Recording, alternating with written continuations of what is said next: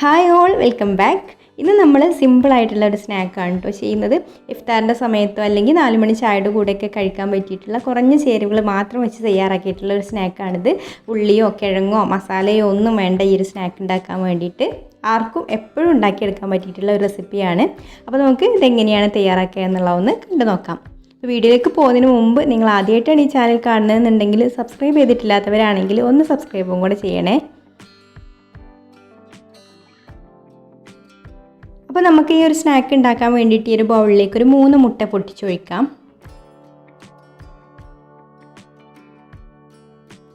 ഇനി നമുക്കിതിലേക്ക് പാകത്തിനുള്ള ഉപ്പും 1 ടീസ്പൂണ് ക്രഷ്ഡ് ചില്ലി, അതായത് ചില്ലി ഫ്ലേക്സ് കൂടെ ചേർത്ത് കൊടുക്കാം. അപ്പോൾ ഇതിന് പകരം വേണമെങ്കിൽ നിങ്ങൾക്ക് കുരുമുളക് പൊടി വേണമെങ്കിലും ചേർത്ത് കൊടുക്കാം കേട്ടോ. ഇനി നമുക്ക് മുട്ട ഇതുപോലെ നന്നായിട്ടൊന്ന് അടിച്ചെടുക്കണം. അപ്പോൾ മുട്ട ഞാനിവിടെ നന്നായിട്ട് തന്നെ ഒന്ന് ബീറ്റ് ചെയ്തെടുത്തിട്ടുണ്ട്. ഇനി ഞാനിവിടെ ഇതുപോലെ ഒരു സോസ് പാൻ അടുപ്പത്ത് വെച്ചിട്ടുണ്ട്. അതിലേക്ക് 1 ടീസ്പൂണ് വെളിച്ചെണ്ണ ഒഴിച്ചു കൊടുക്കാം. എന്നിട്ട് നമുക്ക് ഇതുപോലെ ഒന്ന് ചുറ്റിച്ച് കൊടുക്കാം. ഇനി നമുക്കിതിലേക്ക് മുട്ടയുടെ മിക്സ് ഒഴിച്ചു കൊടുക്കാം. ഇനി നമുക്കിത് അടച്ചു വെച്ചിട്ട് ലോ ഫ്ലെയിമിലിട്ട് വേവിച്ചെടുക്കണം. അപ്പോൾ ഞാനിവിടെ ഒരു പാൻ ഇതുപോലുള്ള ഒരു പഴയ പാൻ ചൂടാക്കിയിട്ട് അതിൻ്റെ മേലെ വെച്ചിട്ട് വേവിച്ചെടുക്കുകയാണ് കേട്ടോ. അപ്പോൾ അടിഭാഗം ഒട്ടും കരിഞ്ഞു പോവില്ല. അപ്പോൾ ഇങ്ങനെ ഒരു മീഡിയം ഫ്ലെയിമിലിട്ടിട്ടാണ് കേട്ടോ ഞാനിത് വേവിച്ചെടുക്കുന്നത്. അപ്പോൾ ഒട്ടും കരിഞ്ഞു പോകുന്നില്ല. ഒരു 5 മിനിറ്റ് കഴിഞ്ഞിട്ട് നമുക്കൊന്ന് തുറന്ന് നോക്കാം. അപ്പോൾ 5 മിനിറ്റ് കഴിഞ്ഞപ്പോൾ ഇതിൻ്റെ മുകൾ ഭാഗം ആയിട്ടില്ലായിരുന്നു കേട്ടോ. പിന്നെ ഞാൻ ഒന്നും കൂടെ കുറച്ച് 5 മിനിറ്റും കൂടെ അടച്ചു വെച്ചു. ഒരു 10 മിനിറ്റ് ആയപ്പോഴേക്കും ഇതിൻ്റെ മുകൾ ഭാഗമൊക്കെ നല്ല ഡ്രൈ ആയിട്ട് തന്നെ വന്നിട്ടുണ്ട്, നന്നായിട്ട് കുക്കായി വന്നിട്ടുണ്ട്. അപ്പോൾ കുക്കിങ്ങിൻ്റെ ടൈം നമ്മുടെ പാനിനനുസരിച്ചാണ് കേട്ടോ. ഒരുപാട് കുറച്ചും കൂടെ ഒരു വട്ടമുള്ള പാനൊക്കെ ആണെങ്കിൽ പെട്ടെന്ന് തന്നെ വെന്ത് കിട്ടും. ഇനി നമുക്കിത് മറ്റൊരു പാത്രത്തിലേക്ക് മാറ്റാം. ഇപ്പോൾ ഇതിവിടെ നന്നായിട്ട് ചൂടാറി വന്നിട്ടുണ്ട്. ഇനി നമുക്ക് ഇതുപോലെ ഒന്ന് കട്ട് ചെയ്തെടുക്കണം. അപ്പോൾ നിങ്ങൾക്ക് ഇഷ്ടമുള്ള ഷേപ്പിൽ കട്ട് ചെയ്തെടുക്കാം കേട്ടോ. ഞാനിപ്പോൾ ഇവിടെ നീളത്തിലാണ് കട്ട് ചെയ്തെടുക്കുന്നത്.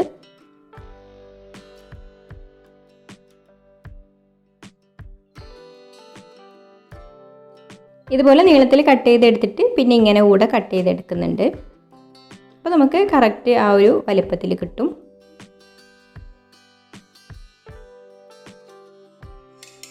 ഇനി നമുക്കൊരു മുട്ട ബീറ്റ് ചെയ്തെടുക്കാം. ഇനി നമുക്ക് മുട്ടയുടെ ഓരോ പീസും എടുത്തിട്ട് ആദ്യം കോൺഫ്ലവർ വെച്ചിട്ടൊന്ന് ഇതുപോലെ കോട്ട് ചെയ്തെടുക്കാം.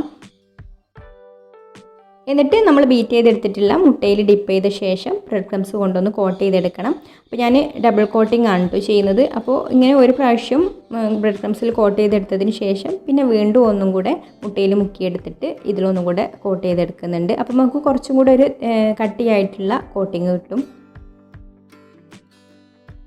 അപ്പോൾ ഇതുപോലെ നമ്മളിതെല്ലാം കോട്ട് ചെയ്ത് വെച്ചിട്ടുണ്ട്. ഇനി നമുക്കിത് പൊരിച്ചെടുക്കാം. അപ്പോൾ എണ്ണ ഇവിടെ ഒരു മീഡിയം ചൂടായി വന്നിട്ടുണ്ട്. ഇനി നമുക്ക് ഓരോന്നും ഇട്ട് കൊടുത്തിട്ട് ഫ്രൈ ചെയ്തെടുക്കാം. അപ്പോൾ നല്ല ചൂട് വേണ്ട കേട്ടോ. നല്ല ചൂടുണ്ടായാൽ പെട്ടെന്ന് തന്നെ ഇതിൻ്റെ പുറംഭാഗമൊക്കെ കരിഞ്ഞു പോവും. ഒരു സൈഡ് കളർ മാറി വരുമ്പോൾ ഒന്ന് മറിച്ചിട്ട് കൊടുക്കാം. എന്നിട്ട് ഇടയ്ക്കിടയ്ക്ക് ഇതുപോലെ തിരിച്ചു മറിച്ചൊക്കെ ഇട്ട് കൊടുത്ത് 2 സൈഡും ഒരുപോലെ കളറായിട്ട് വരുമ്പോൾ നല്ലൊരു ഗോൾഡൻ ബ്രൗൺ കളറായി വരുമ്പോൾ നമുക്ക് കോരിയെടുക്കാം. അപ്പോൾ ഇതിവിടെ റെഡി ആയിട്ടുണ്ട്. ഇനി നമുക്ക് ബാക്കിയുള്ളതെല്ലാം ഇതുപോലെ തന്നെ പൊരിച്ചെടുക്കാം.